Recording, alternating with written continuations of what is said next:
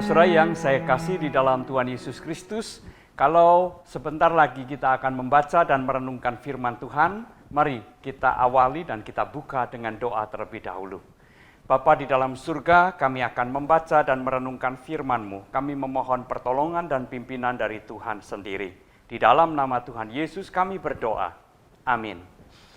Nah, saudara-saudara yang terkasih, saya mengajak saudara untuk memperhatikan kitab Hosea, ya, kitab yang ada di dalam Perjanjian Lama, yaitu kitab Hosea pasal yang ke-10 ayat 13 dan ayat yang ke-14.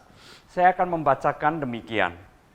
Kamu telah membajak kefasikan, telah menuai kecurangan, telah memakan buah kebohongan. Oleh karena engkau telah mengandalkan diri pada keretamu, pada banyaknya pahlawan-pahlawanmu, maka keriuhan perang akan timbul di antara bangsamu, dan segala kubumu akan dihancurkan, seperti Salman menghancurkan Bet Arbel pada hari pertempuran. Ibu serta anak-anak diremukkan. Saudara yang saya kasih di dalam Tuhan Yesus Kristus, sering terjadi bahwa ketika seseorang melakukan tindakan atau perbuatan yang jahat atau berbuat dosa, tidak segera perbuatan jahat atau perbuatan dosa itu membuahkan penghukuman.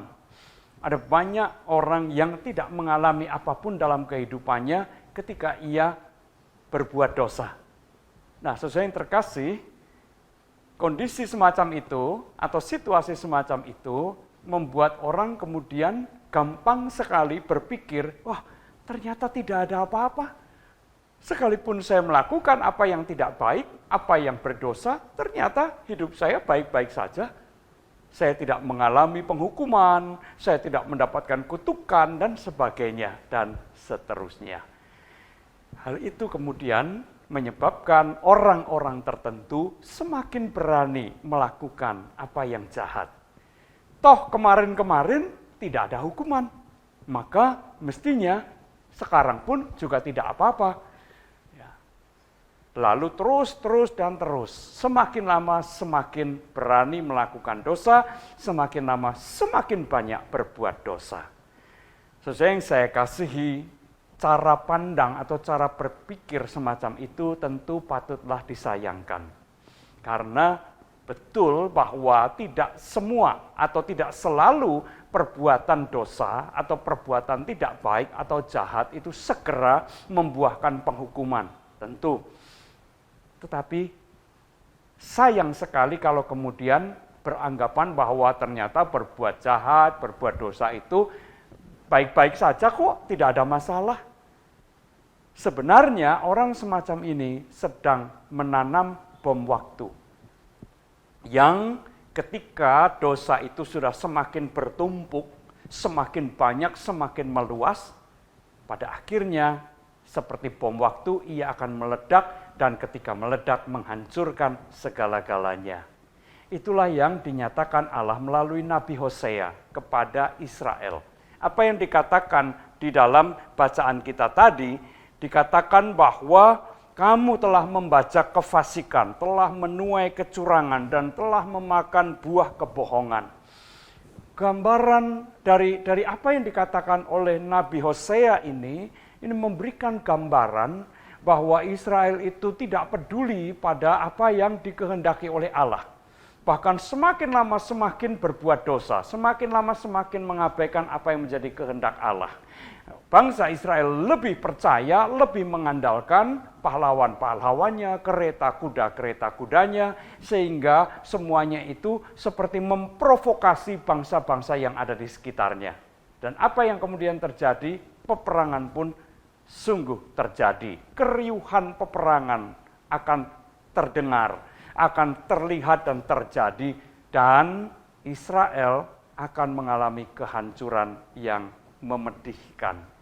Saudara yang terkasih di dalam Tuhan Yesus Kristus, kalau sebuah perbuatan dosa tidak segera membuahkan penghukuman, maka seharusnya sikap kita adalah segera menginsyafi dan bersyukur bahwa Tuhan itu sungguh penyabar dan penyayang.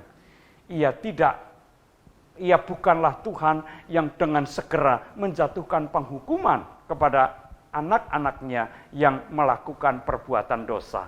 Ia selalu mau memberi kesempatan, dan kesempatan itu adalah supaya, dan dengan kesempatan itu supaya umat menyadari kemurahan dan kebaikan Tuhan, dan kemudian menghentikan apa yang jahat, apa yang tidak baik.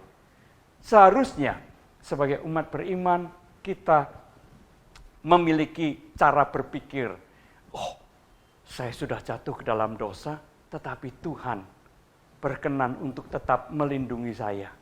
Puji Tuhan, syukur kepada Tuhan, dan hentikan, saya bertekad untuk menghentikan perbuatan dosa saya. Itulah sikap bijak, itulah sikap berhikmat yang seharusnya dimiliki oleh setiap orang beriman. Jangan kita menanam bom waktu untuk kehidupan, untuk diri kita sendiri. Melainkan, biarlah kita senantiasa membuka telinga kita pada sapaan dan kehendak Tuhan. Sehingga hidup kita boleh senantiasa menikmati pemeliharaan, perlindungan, dan damai sejahtera Tuhan. Amin. Mari kita berdoa.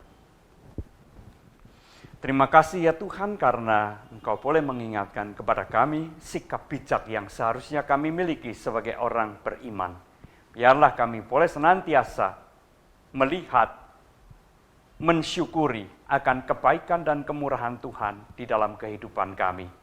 Terima kasih, di dalam Kristus kami berdoa. Amin.